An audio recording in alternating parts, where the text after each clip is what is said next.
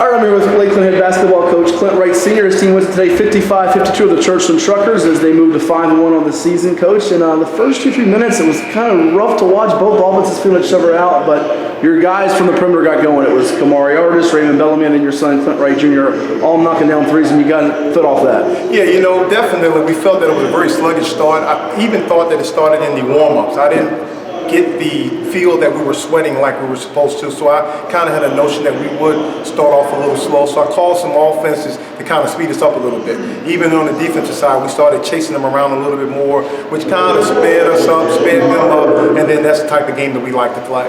Yeah, when Clint gets going like that, I mean, you've seen him for many years. What's the feeling as not just dad, but coach as you're watching? Well, again, I've seen it before. Definitely, he works extremely hard. Very few know what these guys do behind closed doors. Even when I have practice, they have practice themselves. They will show up on all days and get that work in, and definitely, you can see that fruit of them shooting the basketball, in games like we just saw today. That's the difference in his game along with Ray Bellamy, Kamari Artis, this group that you've coached now for 3-4 years. It's just a matter of their maturity and kind of knowing when to Yeah, I just think what a difference a year makes. I think these guys have been in the program for about 3 years now. Ray being our primary ball handler, our facilitator, has an idea of what he wants to do, has had interest in wanting him to shooting.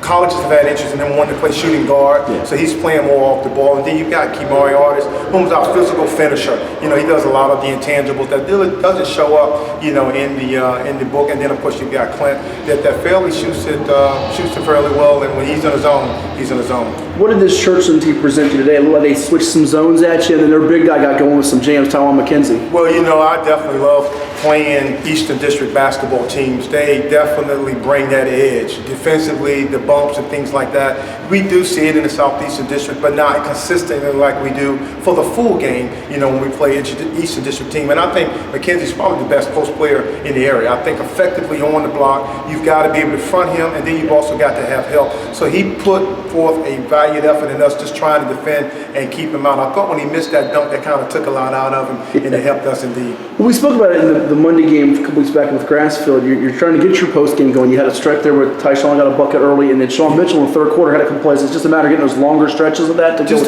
a matter of doing it. A lot of teams now are going small ball. Yeah. Definitely, it wasn't anything that Tyshawn or Sean did. We kind of matched up to what Churchland had. He had 4 guards in and a post player, and we kind of wanted to match up to doing just that. We think we got enough for them or from them, which made them play Churchland play a little bit more efficient.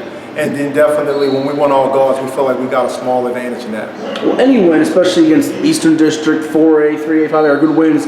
You're 5-1. Kind of take the temperature of your team right now as you go into the holiday tournament on the horizon. You got a tough one against Nansville tonight. You win this game. I mean, a couple of quality wins you can build on, right? Definitely a couple of quality wins we can build on, but I do feel our senior leadership. We've got 8 seniors on this basketball team, so a lot of things we have seen before, a lot of I's I don't have to dot, a lot of T's that I don't have to cross, because these guys have definitely done that, before. So definitely, I love where we are. I still think we've got a little bit ways to go rotating defensively. And that's something that I'm going to watch on the film, and I'm going to ask these guys to watch too, that we've always got to be in help defense. That probably as a coach though, when having those games kind of hanging in the balance, this one today, about to be tied, the other night was tight, that you feel like they'll pull through. Is that kind of your feeling as a coach? I didn't have a figment in my mind that we would not pull it through. I felt very confident, even if we went down, that we have the ability to catch back up. We have a situation, a play for every situation that we go through, and it's just a matter of executing. Definitely we're in position to play defense, got a turnover here, there, again, the missed dunk helped us out. So definitely, I wasn't really frazzled,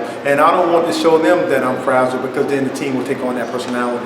Well, congrats on the win. We'll see you next week at the Kennel, and happy holidays. Thank you, man. Appreciate it.